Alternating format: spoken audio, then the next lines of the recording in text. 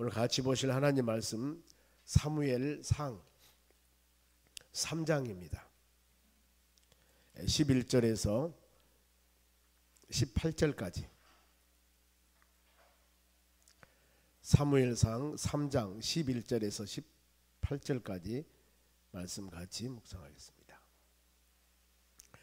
제가 가지고 있는 성경이 구약전서 413쪽입니다. 413쪽. 새벽 예배에 사무엘서 강의하기 때문에 표시해 놓으시면 찾기가 쉽습니다.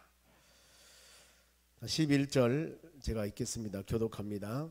여호와께서 사무엘에게 이르시되 보라 내가 이스라엘 중에 한 일을 행하리니 그것을 듣는 자마다 두 귀가 울리리라.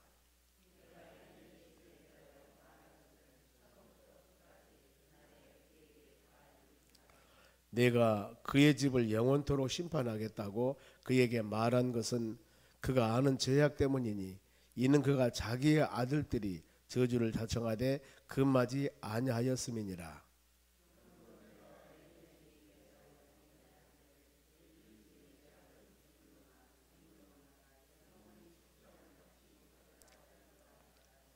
사무엘이 아침까지 누웠다가 여호와의 집의 문을 열었으나 그 이상을 엘리에게 알게 하기를 두려워하더니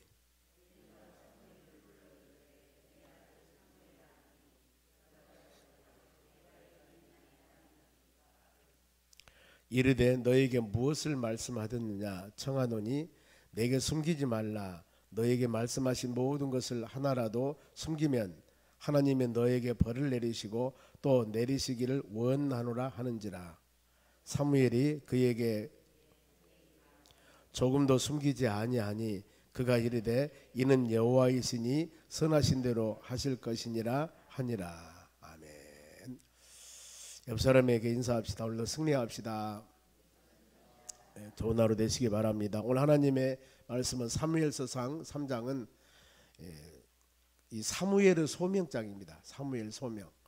하나님께서는 시대적으로 하나님의 사람을 쓰기 위해서 부름, 소명이 있습니다.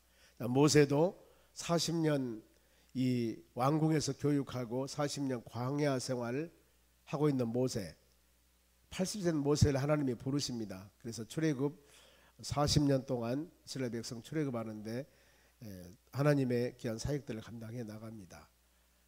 우리 모든 여호수아도 마찬가지고 소명, 그들을 부르신 부분들, 특히 신약에도 이 예수님의 제자들도 특히 베드로, 안드레, 야고보, 요한 이 네 제자들은 갈릴리 바다에서 고기 잡고 있을 때 예수님께서 부르십니다. 이렇게 소명장. 바울 사도도 그 살기 등등하여 예수 믿는 사람을 핍박할 때 다메섹 도상으로 공문서를 가지고 가다가 부활하신 예수님 만나고 그 사명감을 갖고 복음 전하는 사도 바울로 그 사명을 감당합니다. 오늘날 예수 믿는 우리 모두 믿음의 사람들도 동일합니다. 어떤 과정과 여건인지 모르지만은 하나님 우리를 소명하는 부분들이 있습니다. 그래서 그 소명 부르심입니다. 왜 불렀을까? 사명을 주기 위해서. 사명. 그래서 소명은 반드시 하나님께서 사명 주기 위해서 바로 부르셨기 때문에 부르심 받는 모든 여러분들은 다 하나님께서 우리에게 주는 사명이 있다는 겁니다. 크든 작든 이걸 마음으로 깨닫고 믿음 생활을 해 나가는 것이 바로 은혜죠. 그래 어떤 사람은 그럽니다. 나는 사명자입니다. 자, 사명자라고 하는 것은 어떤 특별한 하나님의 종으로서 이 어떤 사역을 감당하는 사람만 사명자가 아니라 모두 하나님께서 예수 믿도록 부른 모든 사람들에게는 다 사명이 있습니다. 그러면은 이 사명을 어떻게 깨닫는 자입니다. 내가 깨달아야 돼요. 그냥 교회 다닌 것들이 아니라 하나님 나를 부르셔서 무엇 때문에 사명을 주기 위해서 작은 일 큰 일 뭔가 모르게 하나님의 선한 뜻을 이루기 위해서 요즘 말하면 그리스도 지체로서 사명을 감당하기 위해서 하나님 여러분을 부르셨습니다. 이것을 깨달으셔야 돼요. 이것을 알아야 됩니다. 그래야만이 주를 향하여 헌신과 충성할 수 있는 마음이 생기는 겁니다. 내 사명을 알아야만이. 그래서 우리 항상 어떤 사람은 가족 구원을 위해서, 어떤 사람은 직장 바로 구원을 위해서, 어떤 사람은 바로 여러 가지 사명도 다 있습니다. 이런 사명 가지고 우리는 기도할 때 하나님께서 그 영혼들에게 은혜를 주실 줄로 믿습니다. 그래서 이 사무엘이라는 한 바로 사람을 엄마 한나가 간절한 마음으로 기도해서 사무엘을 낳았습니다. 하나님의 전에서 서원에서 난 자녀이기 때문에 하나님의 전에서 헌신 봉사합니다. 그 지금 과정에서 하나님의 이제 하나님의 선지자로 사명을 부릅니다. 소명을 줍니다. 소명의 사명을 줍니다. 자, 1절 봅니다. 3장 1절입니다. 이 사무엘이 엘리 앞에서 여호와를 섬길 때 하나님의 성전에서 지금 헌신합니다. 여호와 말씀이 희귀하여, 계속 이때 하나님 말씀 임하는 것이 아니었습니다. 이 이상이 흔히 보이지 않았더라. 뭔가 모르게 이 시대 하나님께서는 이 엘리가 제사장, 사사라고도 합니다만 엘리 제사장이 귀한 사역들을 감당할 때입니다. 그러면 하나님께서 말씀이 엘리 제사장이 임해야 됩니다. 그런데 이 시기에는 지금 하나님 말씀이 그렇게 많이 임하지 않는 때입니다. 영적으로 어두운 시기로 할 수 있습니다. 특히 이제 사사기 배경을 보면은 사사기 2장 8절에 하나님을 알지 못했고 여호와 하나님께서 행한 일도 몰랐다. 그러니 그 사사시대 모든 사람들은 하나님에 대해서 잘 몰랐어요. 더 나아가서 하나님께서 어떻게 믿음의 자녀들을 돌보시고 인도하시고 보호하신가, 이 부분도 몰랐습니다. 그러니 어때요? 신앙의 그야말로 암흑시대라고 할 수 있는 시대였습니다.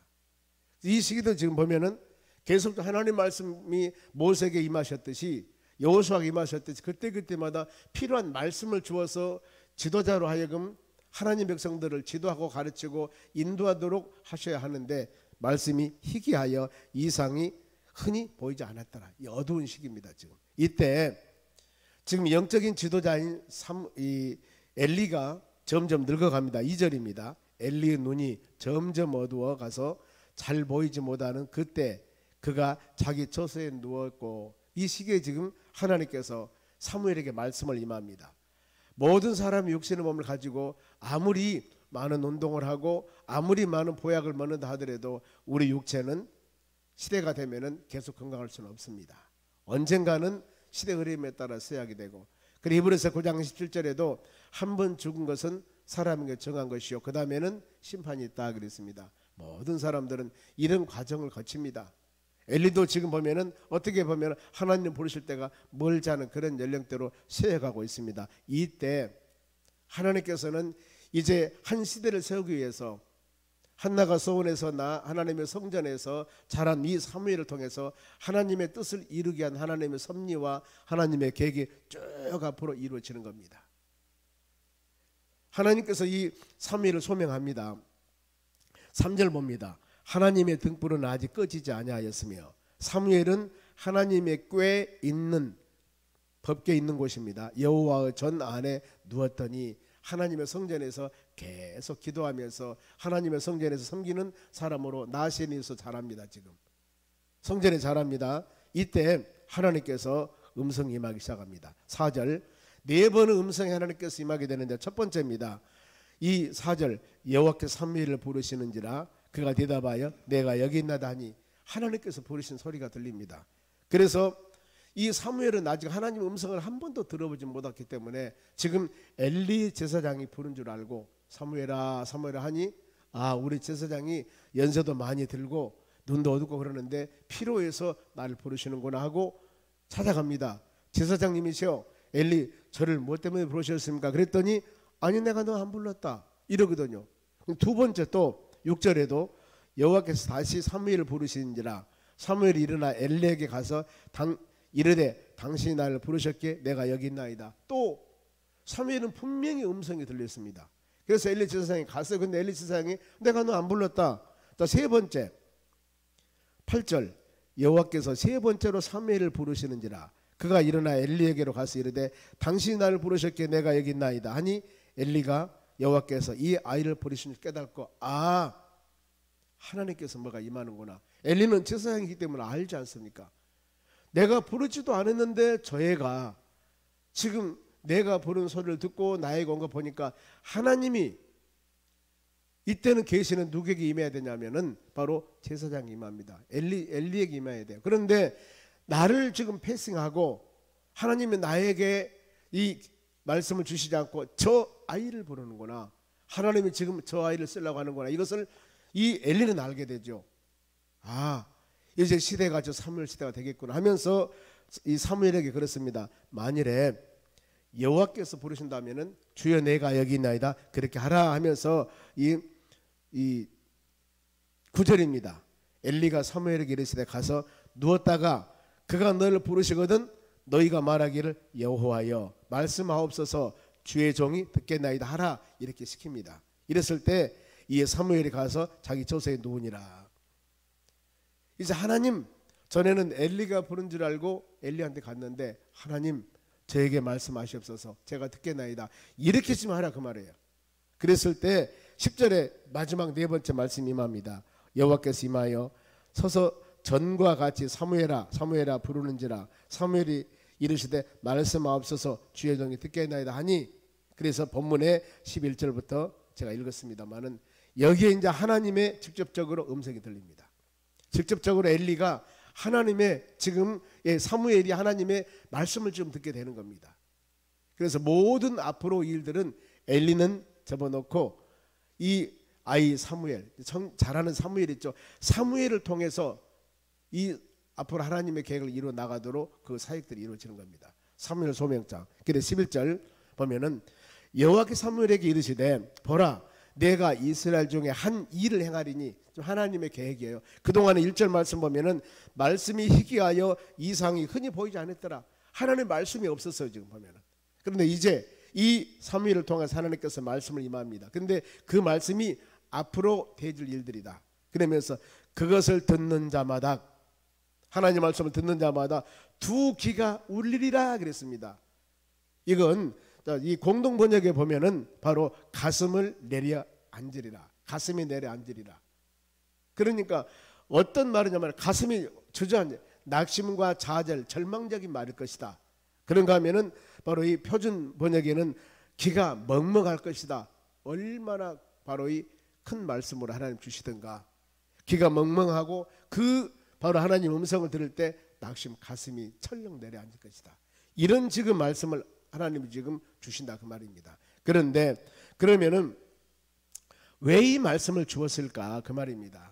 왜 이 말씀, 지금 소망과 희망과 앞으로 되어질 놀라운 하나님의 축복과 은혜의 말씀을 주셔야지 이 바로 엘리 제사장 가정에 대한 하나님의 그 낙심적인 말씀을 주었을까. 우리가 전에 알듯이 엘리 제사장의 아들들은 아주 악한 자들이었습니다. 하나님을 모른다고 성경에 기록하고 있습니다. 엘리 이 제사장 보면은 앞에 보면은 이 엘리가 제사장이고 두 아들들도 제사장이었습니다. 그러면은 제사장이 하나님의 성전에서 제물을 드리며 헌신하며 봉사한 사람인데 하나님을 잘 몰랐다 그 말이에요. 이런 사람이 지금 하나님의 일들을 감당하는 겁니다. 그래서 하나님의 성전에서 번제물로 드리는 모든 고기나 삶아 드릴 때 이것을 모르게 갈고리를 갖다가 고기를 건져 먹기도 하고, 그 다음에 태워서 이 번제물로 드릴 것들을 나는 생고기를 먹으란다 하면서 그것을 가져오기도 하고, 그러니까 완전히 무질서입니다. 더 나가서 이 하나님의 성전에서 기도하러 오는 모든 사람에게 간음을 하게 되고 동침하게 되고 그 상상을 초월한 죄를 짓습니다. 그런데 이 죄를 지었을 때 아버지 엘리 제사장이 거기에 상응하는 그들에게 가르침과 책망과 징계가 있어야 됩니다. 그런데 그러지 않았다는 것이 그러면 심판받을 이유입니다. 3절 같이 한번 읽어보게요. 내가 그의 집을 영원토록 심판하겠다고 그에게 말한 것은 그가 아는 죄악 때문이니 이는 그가 자기의 아들들이 저주를 자청하되 금하지 아니하였음이라. 방금 말씀한 겁니다. 하나님의 성전에 드리는 바로 이 고기를 삶을 때 아무도 모르게 도적질에 가서 고기를 끌어다 먹기도 하고 기도로 온 여인들과 동침하기도 하고 이런 죄악들입니다. 이런 죄악 되었을 때 엘리 제사장이 그 아들들에 대한 충분한 징계를 했어야 됩니다.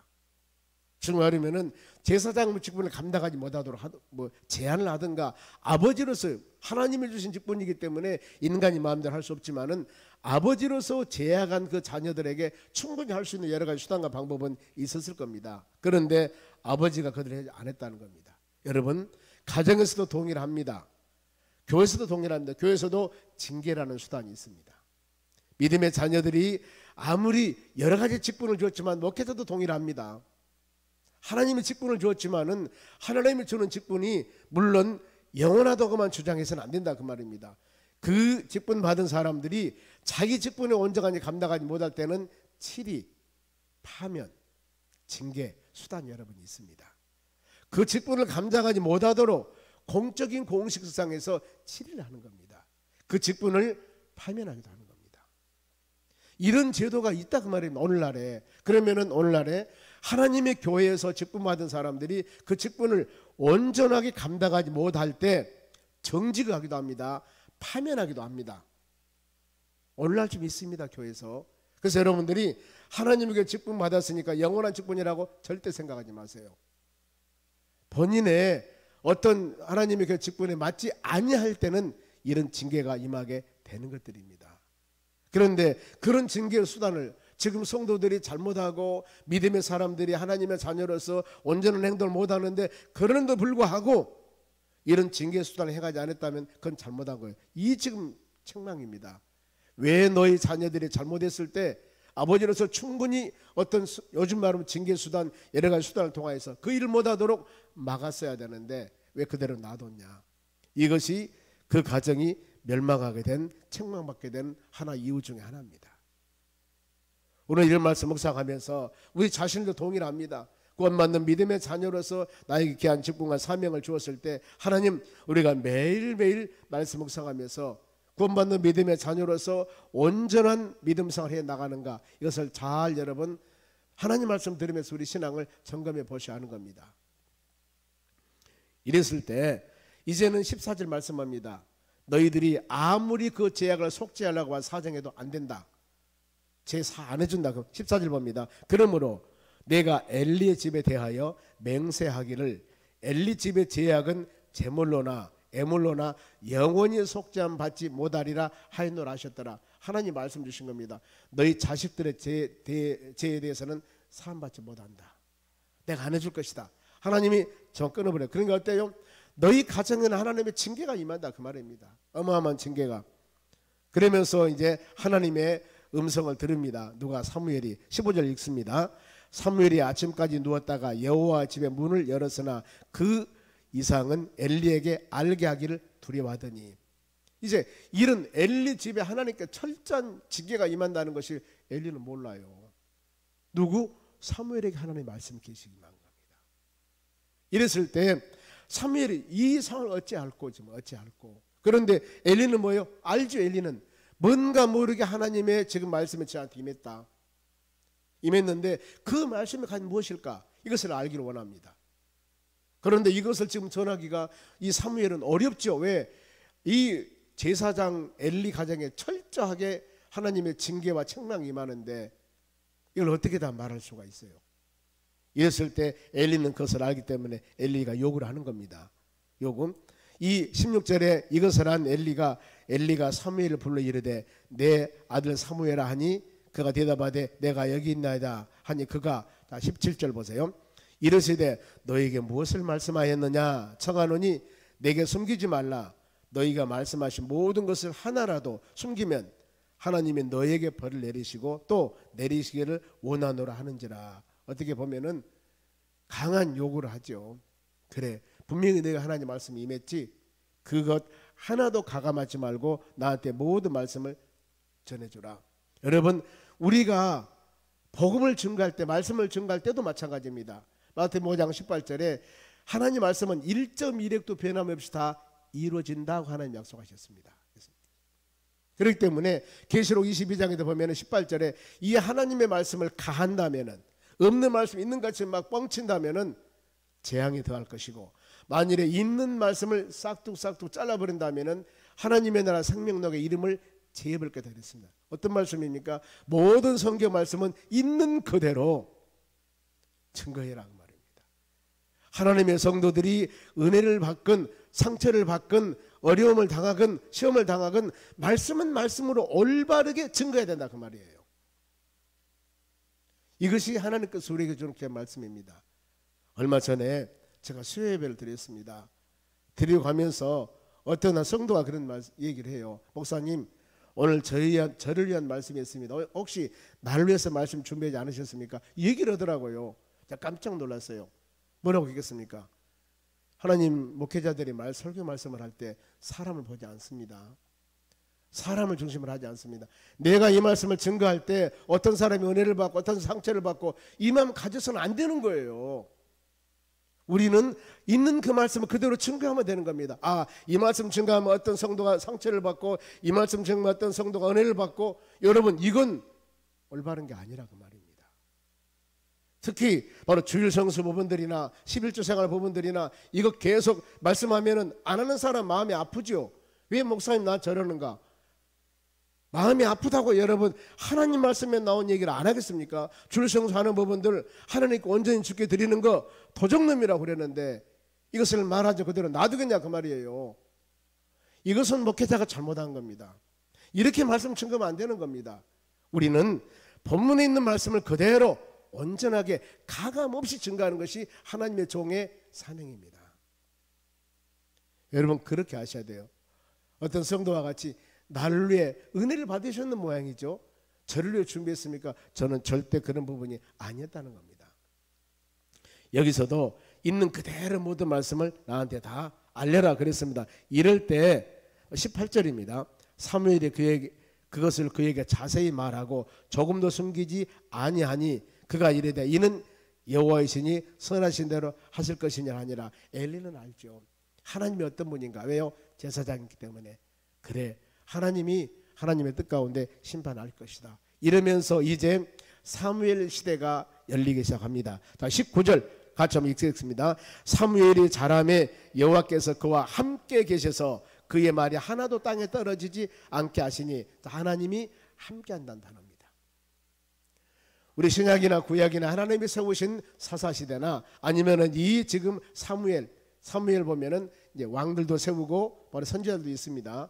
그리고 더 나가서 하나님 말씀을 증거하는 선지시대, 모든 시대 아니면은 사사시대, 신약에서 이 모든 시대에 하나님께서 그들에게 약속이 있습니다. 어떤 약속이냐면은 내가 너와 함께 하리라 그 말입니다. 또 한 가지는 하나님의 영이 임함에 그랬습니다. 하나님의 영이 임함에 하나님 내가 너와 함께 하리라. 이것은 하나님의 그야말로 가장 확실한 하나님의 말씀입니다. 우리도 여러분 이미 마태복음 28장 20절 말씀에 마지막에 마태복음 마무리하면서 마태가 예수께서 이르시되 내가 세상 끝날까지 너와 함께 하리라고 약속하셨습니다. 주님의 제자들에게 너희는 가서 아버지와 아들과 성령의 이름으로 세례를 주고 내가 너에게 분부한 모든 것을 가르쳐 지키게 하라. 그러면서 내가 세상 끝날까지 너와 함께 하리라. 우리 이것을 하나님의 말씀으로 받으셔야 됩니다. 그래 세상 끝날까지 우리와 동행한다 하셨구나. 이 말씀입니다. 요한복음 14장 16절에도 그렇습니다.